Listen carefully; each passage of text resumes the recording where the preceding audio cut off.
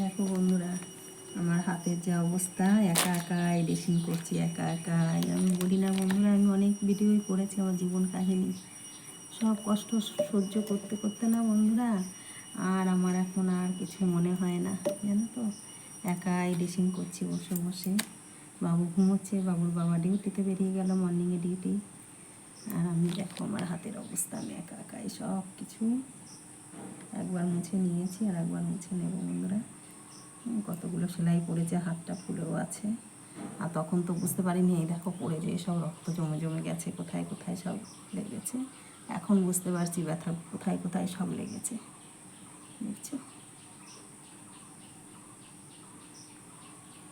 কষ্ট পেতে পেতে, কত কষ্ট পেতে পেতে আর এখন সহ্য হয়ে গেছে সব, এখন আর আমার কিছু মনে হয় না, জানো তো বন্ধুরা। তাই আমি তোমাদের সঙ্গে এইটুকু শেয়ার করছি। এইখানটা আরও দুটো সেলাই দিলে আরও ভালো হতো, এইখানটা একদম ফাঁকা হয়ে আছে এখনও। পুরো হাতটাই মুছে নিই।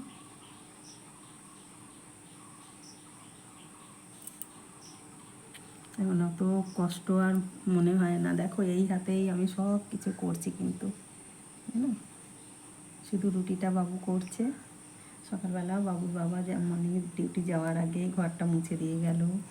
বাবুর জামা কাপড়, নিজের জামা কাপড়গুলো একটু কাচলো, কেচে গেল। কিন্তু রান্না বান্নায় দেখো আবার দুটো বিড়িও বাঁধছি, একদম বসে নেই বন্ধুরা, জানো।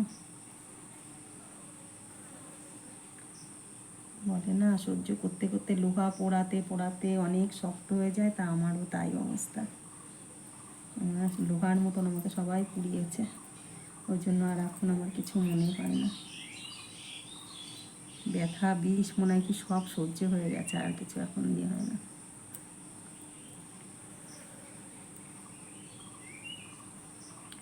এইখানটা একটু অসুবিধা আছে।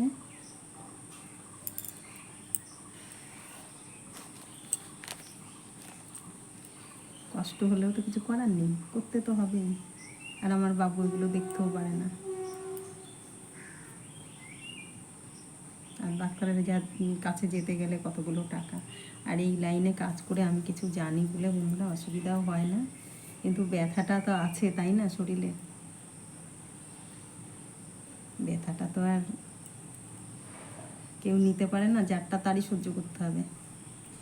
দেখো চান করে তার আগেই আমার রান্না বান্না হয়ে গেছে, চান করে তোমার পুজো টুজো দিয়ে আবার নিজের এই কাজটাও করছি।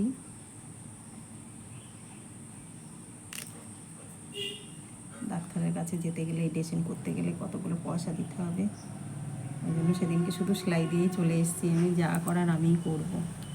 আমি একটু এটা লাল ওষুধ দিয়ে একটু ভিজিয়ে নিই গছটাকে।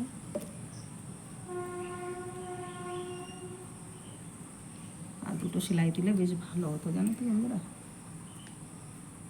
কিন্তু এত কষ্ট হচ্ছিল, তাও অবাস করে নিয়েছে। 4 মাসে লোকাল দিতে গেলেও তো কষ্ট, অবাস করা ইঞ্জেকশন দিতে গেলেও কত কষ্ট হচ্ছে। 4বার দিয়েছে, তাতেই আমি মনে হচ্ছে কেমন একটা হচ্ছিল। কষ্ট হয় না ঠিকই, তাও আমিও তো একটা মানুষ, সহ্য করার ক্ষমতাটাও তো লাগবে বলো।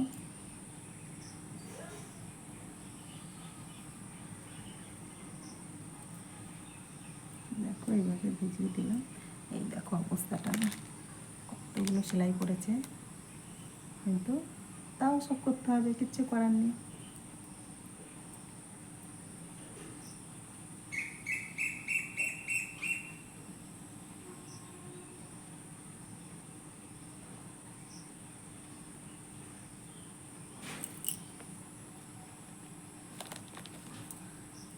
এবার একটু ব্যান্ডেজ দিয়ে পেঁচিয়ে দিই।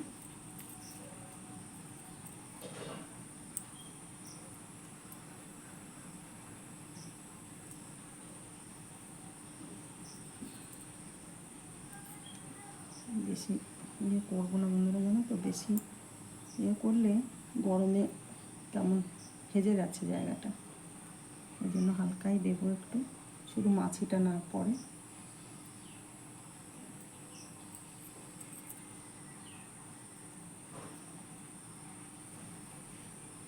একা একাই দেখো বন্ধুরা ড্রেসিং করে নিলাম, এটাও কিন্তু একটা শিক্ষা। তোমাদের দেখালাম এটা, জানো তো বন্ধুরা, যে একা একা চেষ্টা করলে সব কিছু হয়।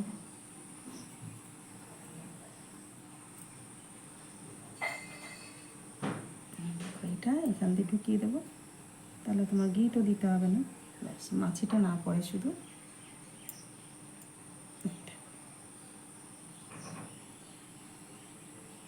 কত সুন্দর হয়ে গেল দেখছি বন্ধুরা। কত জায়গায় রক্ত জমে জমে গেছে, এইখানে এইখানে কোথায় কোথায় লেগেছে, পরে তখন বুঝতে পারিনি জানো তো বন্ধুরা, এখন বুঝতে পারছি যে যন্ত্রণাটা হচ্ছে কোমরে, সব জায়গায় লেগেছে। অত দূরের থেকে পড়ে যাওয়া তো কম কথা না। মানে ছোট্ট ব্লগটা কেমন হয়েছে দেখবে, আর আমি তো বলবো না লাইভ শেয়ার করতে, তোমরা যা ভালো বুঝবে, তোমরা আমার পাশে থাকো, আমাকে ভালোবাসা দিও, তোমাদেরও আমি ভালোবাসা দেবো জানো তো। আর এই দেখো ড্রেসিংটা আমার কেমন করা হলো, তোমরা কমেন্ট করে জানিও বন্ধুরা জানো তো। এই দেখো কত সুন্দর হয়ে গেছে। তোমাদের সামান্য যদি অল্প কিছু হয় তোমরা নিজেরাই করতে পারবে, ছুটতে ডাক্তারের কাছে যেতে হবে না। একটু বিটাডাইন আর একটু গজ আর ইয়ে থাকলে, ব্যান্ডেজ থাকলে নিজেরাই সব কিছু করতে পারবে।